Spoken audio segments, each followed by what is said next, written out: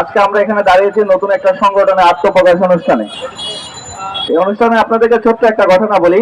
5ই August 2024 Jahangirnagar বিশ্ববিদ্যালয় থেকে আমরা বের হব। আমাদের যেই প্রোগ্রাম ছিল গণভবন ঘেরাওতে, সেই সময় আমরা যখন বের হই, জাহাঙ্গীরনগরে যদি কোনো ছাত্র বা শিক্ষক যদি চ্যালেঞ্জ নেয় আমি সেটা প্রমাণ করবো। সেই সময় জাহাঙ্গীরনগর থেকে আমরা 2000 লোক বের হই। সংখ্যায় 2000, তার চেয়ে বেশি হবে না। সেখানে 50% শ্রমিক ছিল, 50% স্টুডেন্ট ছিল। সেই মিছিলটা যখন সাভারে আসে, সেখানে প্রায় 30,000 মানুষ হয়।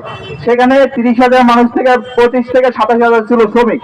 আমাদের একটা ধারণা থাকে যে দেশের জন্য যখন লড়াই করে তখন স্টুডেন্টরাই লড়াই করে, সচেতন নাগরিকরাই লড়াই করে, রাজনীতিবিদরাই লড়াই করে।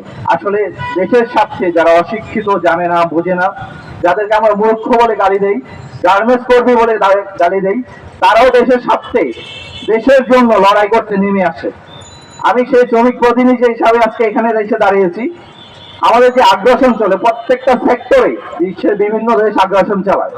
আমরা জুলাই আগস্টের পর যেই অভ্যুত্থানের পর যে আন্দোলন দেখছিলাম, শ্রমিকদের যে আন্দোলন, সেটা টোটালি একটা গোষ্ঠী এটাকে উস্কিয়ে দেওয়ার চেষ্টা করছে, যাতে করে এটা হয় যে আমাদের দেশে যে সব ভাইয়ারা কাজ দেয়, সেই ভাইয়ারদেরকে বোঝানোর তারা চেষ্টা করছে যে আমার দেশ নিরাপদ না, আমার দেশে অভ্যুত্থানকালীন সরকার ডক্টর ইউনূসের সরকারের কাছে নিরাপদ না, আপনারা আমাদের দেশে কাজ দেন। এই জিনিসটা অনেকদিন যাবৎ করে আসছে।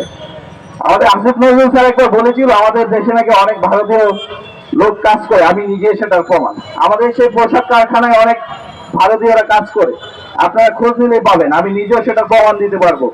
অনেকেই প্রোডাকশন ম্যানেজার, জেনারেল ম্যানেজার এবং অ্যাডমিন পোস্টেও চাকরি করতেছে। আমার শঙ্কা হয় আসলে তারা কি চাকরি করতেছে নাকি রয়্যাল এজেন্ট হিসাবে এদেশে কাজ করছে। আমার দেশের নিরাপত্তা, আমার দেশের স্বাধীনতা, আমার দেশের সার্বভৌমত্ব রক্ষায় আমি রাষ্ট্রের কাছে, এই সরকারের কাছে দাবি জানাবো, যারা ভারতীয়রা এই দেশের রাষ্ট্রে চাকরি করছে তাদেরকে যেন দ্রুত সময়ের মধ্যে সে দেশে ফেরত নেওয়া হয়। দ্বিতীয় একটা জিনিস আজকে 7 জানুয়ারি 2025, 2011 সালের 7 জানুয়ারি আমরা ফেলানি হত্যা দিয়েছি। ফেলানি হত্যার আগে এবং পরে অনেকে এই কাঁটাতারে মারা গেছে, আমাদের সেই বর্ডারে হত্যা করা হয়েছে। সকল হত্যাকাণ্ডের জন্য এই সরকার যাতে আন্তর্জাতিক অপরাধ ট্রাইব্যুনালে এবং আন্তর্জাতিক অপরাধের বিচারের ব্যবস্থা করে। আমাদের রাষ্ট্রে যারা মারা গেছে প্রত্যেককে অবশ্যই শহীদ মর্যাদা দিতে হবে। এই বলে আমি আমার বক্তব্য শেষ করছি। ধন্যবাদ সকলকে। ক্ষমতায় আনেন, আমি আপনার দাসত্ব স্বীকার করব, আপনাকে আমি প্রভু হিসেবে মেনে নিব। তো আমাদের রাজনৈতিক দলগুলো যদি তাদেরকে প্রভু হিসেবে মেনে নেয়, তাহলে আমরা কিভাবে স্বনির্ভরতা অর্জন করব?